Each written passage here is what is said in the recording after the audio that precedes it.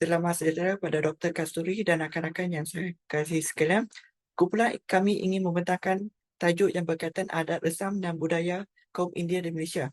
Seperti mana yang kita tahu, Malaysia kaya dengan masyarakat majmuk yang berbilang kaum yang daripada kaum Melayu, Cina, India, Sabah, Sarawak dan lain-lain. Oleh itu, setiap tahun, setiap kaum akan menganuti dan mempunyai adat resam yang berkaitan dengan kaum masing-masing.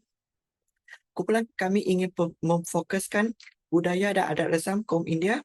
Seperti mana yang kita tahu, uh, masyarakat India merupakan populasi yang antara populasi yang terbesar juga di Malaysia, yang datang atau berhijrah di Malaysia daripada India Selatan pada zaman pemerintahan British untuk uh, pada zaman pemerintahan British di Tanah Melayu untuk menjalankan aktiviti perdagangan. Pada masa itu, perkataan Tamil dalam bahasa Melayu merupakan elemen budaya yang penting yang digunakan semasa pemerintahan British untuk tujuan sistem perdagangan. Okey, masyarakat kebanyakan masyarakat India akan bekerja di sektor perladangan atau buruh ladang pada zaman pemerintahan British untuk menyara hidup atau tujuan ekonomi. Okey, selain itu, masyarakat India juga merupakan keturunan Chetty di Selat Melaka pada masa itu. Seterusnya, saya akan ingin menyerahkan kepada rakan-rakan saya untuk memfokuskan dengan lebih mendalam tentang adat resam dan budaya kaum India. Sekian, terima kasih.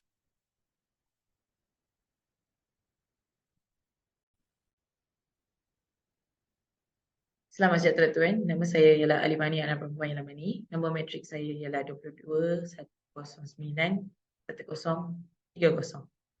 Hari ini saya akan membentangkan tentang tajuk adat resam dan budaya India dari segi objektif kajian dan permasalahan kajian. Objektif yang kami dapat daripada kajian ini ialah untuk mengetahui definisi adat resam dan budaya orang India di Malaysia dan mengenal pasti perbezaan antara adat resam dan budaya orang India di Malaysia, mengkaji jenis-jenis adat resam dan budaya orang India di Malaysia dari segi perayaan, makanan tradisional, perkahwinan, pakaian tradisional dan tarian tradisional. Dan lagi objektif yang terakhir yang kami dapat daripada kajian ini ialah untuk mengenal pasti kepentingan mengekalkan adat resam dan budaya orang India di Malaysia. Seterusnya, saya akan menerangkan tentang permasalahan kajian. Permasalahan kajian kami diambil daripada objektif kajian kami, dan persoalan-persoalan yang kami dapat daripada kajian ini adalah, sebelum memulakan kajian ini adalah, apakah definisi adat resam dan budaya orang India di Malaysia? Apakah perbezaan antara adat resam dan budaya orang India di Malaysia? Apakah jenis-jenis adat resam dan budaya orang India di Malaysia dari segi perayaan, makanan tradisional, perkahwinan, pakaian tradisional dan tarian tradisional? Apakah kepentingan mengekalkan adat resam dan budaya orang India di Malaysia adalah salah satu permasalahan kajian kami. Selepas ini, ahli kumpulan saya yang seterusnya akan membentangkan tentang lebih menerangkan tentang topik adat resam dan budaya India. Sekian, terima kasih.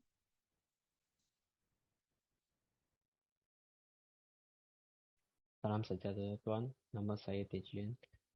Sekarang saya nak terang tentang dapatan kajian dan analisisnya. Dapatan kajian merupakan hasilan kajian yang didapati oleh pengaji selepas pengkumpulan dan penganalisan data. Pengaji telah merumuskan hasilan kajian dengan mempersembahkan sebarang maklumat dan data yang telah dikumpulkan melalui kata swasteliti. Penggunaan raja telah digunakan oleh pengaji untuk mempersembahkan data yang diperoleh. Penggunaan catatan yang sesuai untuk menunjukkan hasil yang didapati dalam kajian.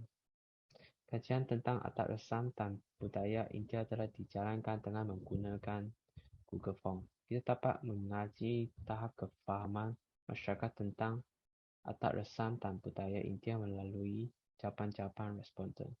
Dalam kajian ini, kita telah mengatakan pulangan soal seliti yang disediakan kepada 31 orang responden untuk mendapat pandangan mereka terhadap objektif kajian ini. Analisis latar belakang responden termasuklah umur dan bangsa. Analisis latar belakang responden akan dipersembahkan dalam bentuk catat pie. Catat pie 1 menunjukkan jumlah umur responden. Yang paling tinggi dalam catat pie ini adalah umur 21, ialah 51.6%, dan umur 19 adalah 16.1%, dan umur 20 adalah 9.7%, dan umur 22 adalah 19.4%. So, majoriti responden berumur antara 21 dan 22. Dan catat 2 menunjukkan bangsa.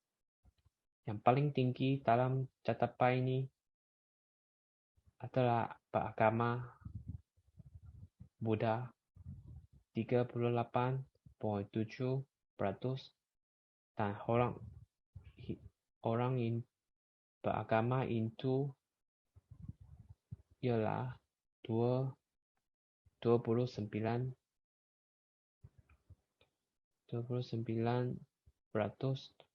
dan orang beragama Kristian adalah 12.9%, dan orang yang beragama Islam adalah 19.4%. So, sekian, terima kasih. Selamat sejahtera. Nama saya Lee Junyong. Saya akan terus membentangkan dapatan kajian mengenai soal selidik tentang adat resam dan budaya India. Dalam barang soal selidik ini, kami telah mengumpulkan data tentang kefahaman dan pendapat responden terhadap adat resam dan budaya India. Data yang dikumpulkan telah dipersembahkan dalam Raja Catapai bagi kemudahan analisis. Jawapan dan pendapat responden telah digunakan bagi membantu kami menjawab persoalan kajian ini. Soalan pertama yang dipersoalkan dalam buang soal selidik ini adalah, adakah anda berminat dengan adat resam dan budaya India? Menurut catatan ini, kita dapat melihat majoriti responden berminat dengan adat resam dan budaya India. Hal ini merupakan fenomena yang baik kerana banyak orang yang suka budaya India, salah satu kaum di Malaysia. Walau bagaimanapun, terdapat juga segelintir responden yang tidak berminat budaya India. Hal ini adalah cabaran yang kita sedang hadapi untuk meningkatkan perpaduan antara kaum di Malaysia. Pelbagai usaha harus dilakukan oleh setiap lapisan masyarakat untuk menyelesaikan masalah ini. Seterusnya, perayaan yang tidak disambut oleh kaum India juga dipersoalkan dalam borang.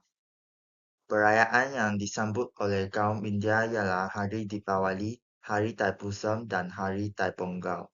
Manakala Hari Waisak ialah perayaan kaum Cina. Catatan ini menunjukkan sebanyak 67.7% responden telah menjawab soalan ini dengan betul. Hal ini menunjukkan kebanyakan responden mempunyai pengetahuan dan memahami perayaan tradisional kaum India. Soalan yang terakhir adalah tentang adat perkahwinan kaum India. Adat perkahwinan kaum India termasuklah merisik, kunjungan ke rumah pengantin, ikat janji dan parisam. Walaupun adat perkahwinan kaum India jarang dibincang, tetapi masih mempunyai 58.1% responden dapat menjawab kajian ini dengan jawapan yang tepat. Ini telah menunjukkan masyarakat Malaysia boleh menerima dan memahami adat resam dan budaya kaum lain. Selamat sejahtera Tuan, nama saya Dewan Analaki Nadrajan. Nombor metrik saya ialah 2210910444. Dengan ini saya ingin meneruskan tentang pendapatan kajian dan analisis. Carta pertama menunjukkan julat umur responden. Majoriti responden berumur antara 21 hingga 22 tahun. Carta yang kedua menunjukkan bukan semua responden berminat tentang pengetahuan kaum India. Adalah cabaran yang kami menghadapi kerana keselesaan faham sering berlaku antara kaum. Carta yang ketiga menunjukkan majoriti responden adalah beragama Buddha. Ini adalah keputusan yang kami ingin kerana dapat kajian kefahaman kaum lain tentang adat resam dan budaya kaum India. Carta yang seterusnya menunjukkan sebanyak 67.7% responden memahami tentang perayaan tradisional kaum India.